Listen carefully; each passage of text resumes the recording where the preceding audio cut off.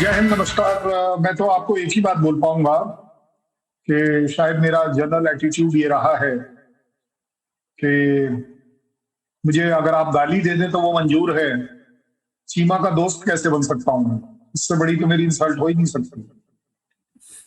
He can not be frank.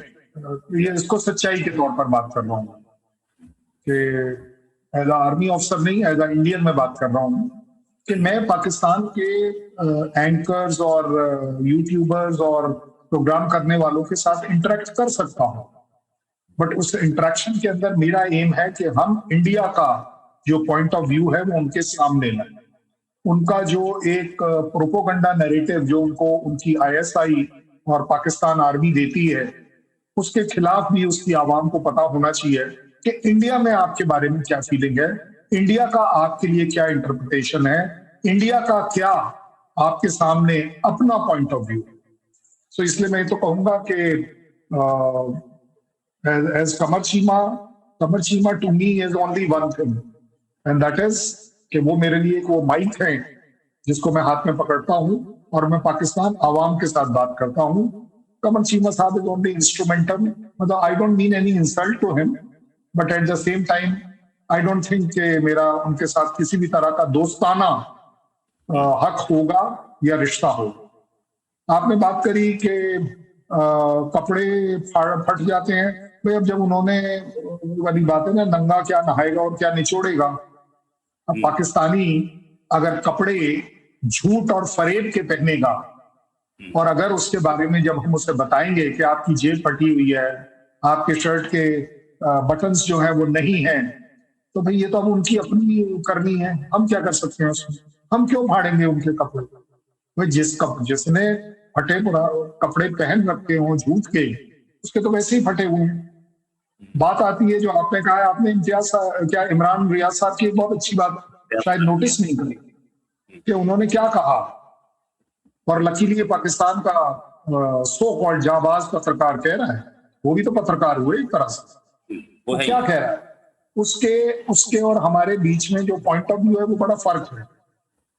जैसे ही वो बात करते हैं कि बांटे जा रहे हैं तमगे, दैट मीन्स वो तमगे अर्न नहीं किए जा रहे, उन तमगों के साथ आपका ऑनर नहीं हो रहा। जब एक आवाम के अंदर से बात इस तरह की निकले कि तमगे बांटे जा रहे हैं, दैट एक्चुअली अमाउंट्स के उस तमगे की शायद वैल्यू कोई नहीं है। वो तमगे लेने वाली की कहीं कोई औकात ही नहीं है जो तमगा ले भी रहा है। ये एक्चुअली वो विन विन सिचुएशन है। आप जो सुनना चाहते हैं मैं आपको सुना रहा हूं, अब मेरा एश्योर हो गया। मैं तमगा लेना चाहता हूं, आप तमगा देना चाहते हैं, आप जो बोले मालिक मैं वैसे बात कर लूंगा। तो ये इसलिए मैं जरूर कहूंगा कि ये अपने आप में दिखाता है कि पाकिस्तान की आवाम के तौर पर पाकिस्तान की आवाम समझती है कि तमगे वहां बांटे जाते हैं, मेरे यहां पर अर्न किए जाते हैं, मेरे यहां पर इज्जत बख्शी जाती है। और इसलिए आप पाते हैं कि ये इज्जत आपको बहुत ज्यादा डिजर्व करने पर ही होता है। जिसको बोलते हैं ना, कोई आप आउटस्टैंडिंग काम करते हैं।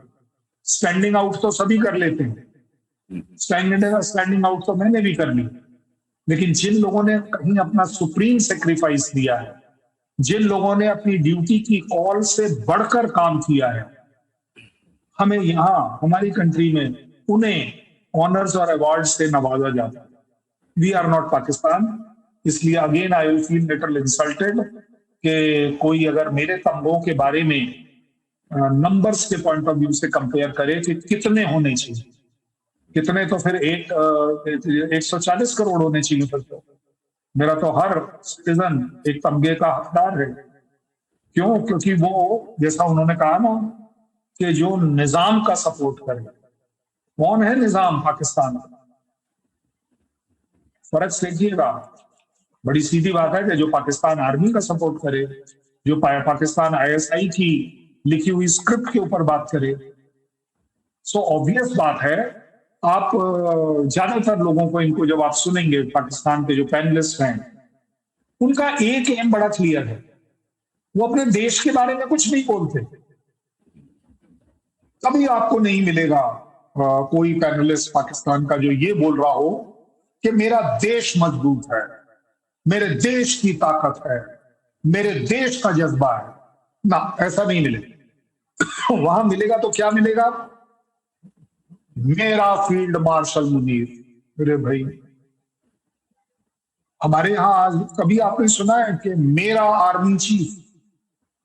कभी नहीं सुनेंगे। मेरी आर्मी वर्ड सुनेंगे।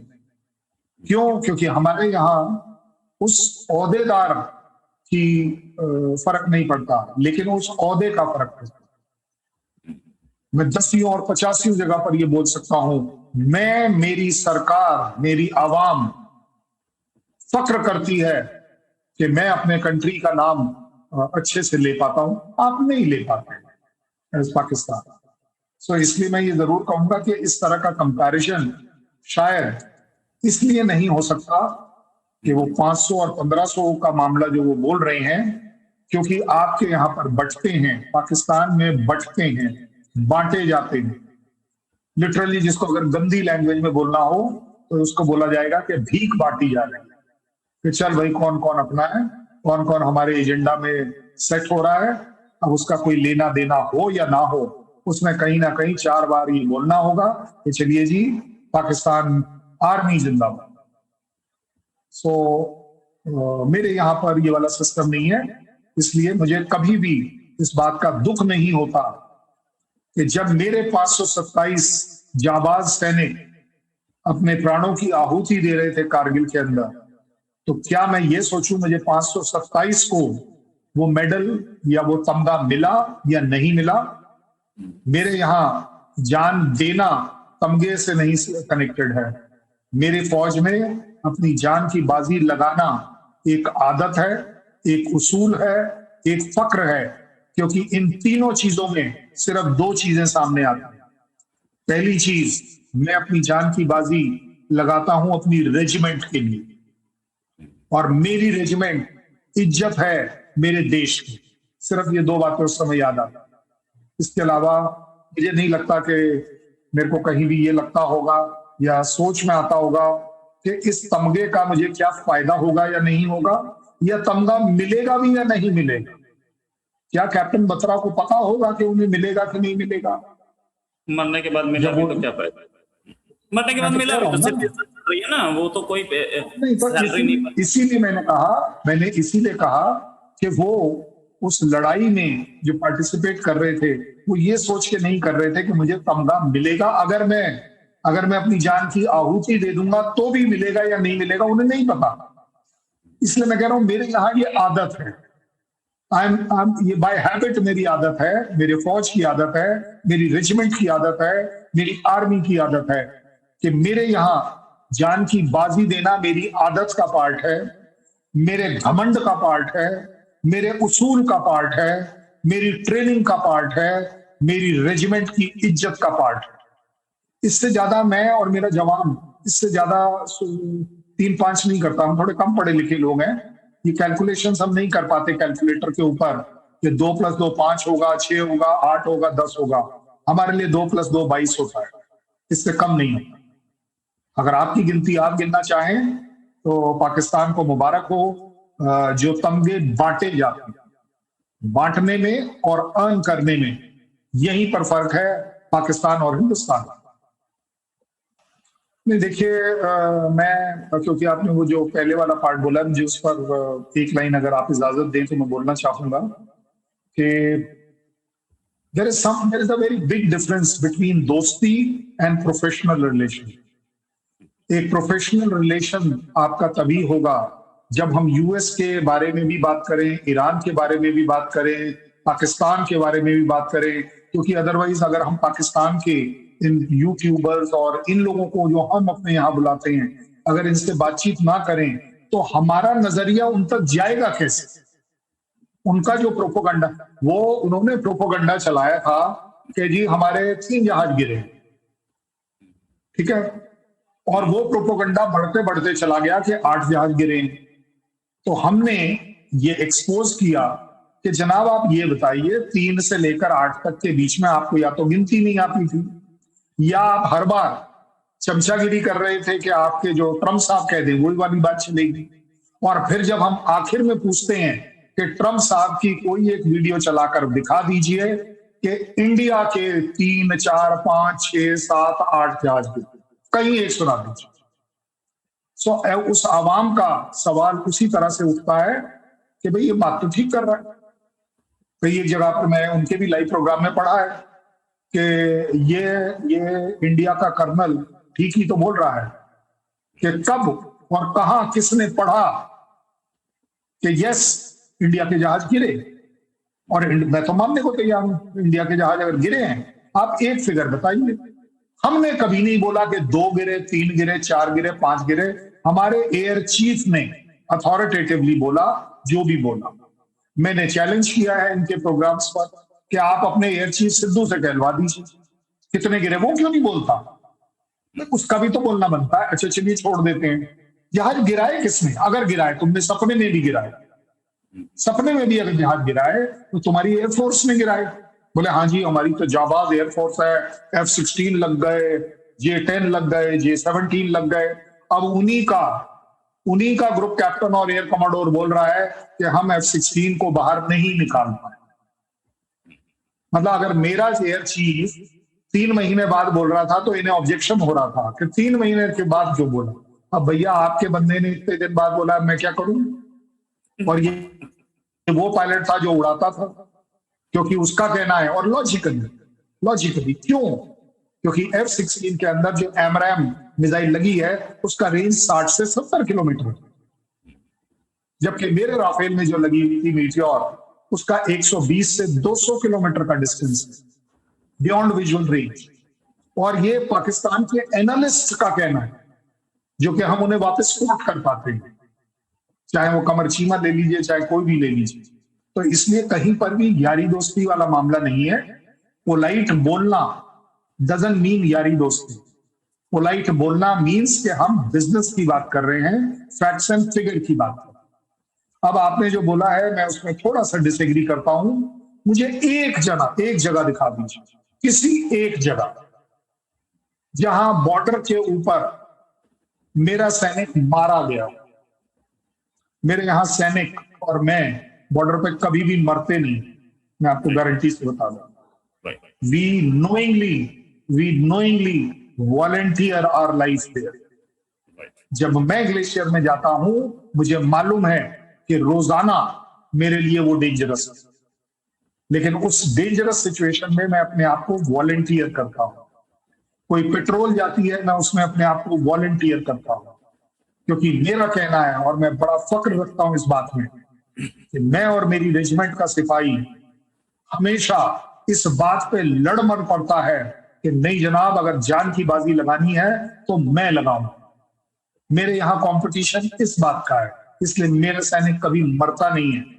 वो अपने प्राणों की आहुति देता है, वो अपनी रेजिमेंट के लिए, अपने देश के लिए अपनी जान पर खेलने के लिए तैयार है, नोइंग फुली वेल कि कारगिल में अगर पहली पेट्रोल गई है और वो वापस नहीं आई है तो क्या कोई भगवान का संदेश चाहिए आपको बताने के लिए कि उस पेट्रोल के साथ क्या हुआ है?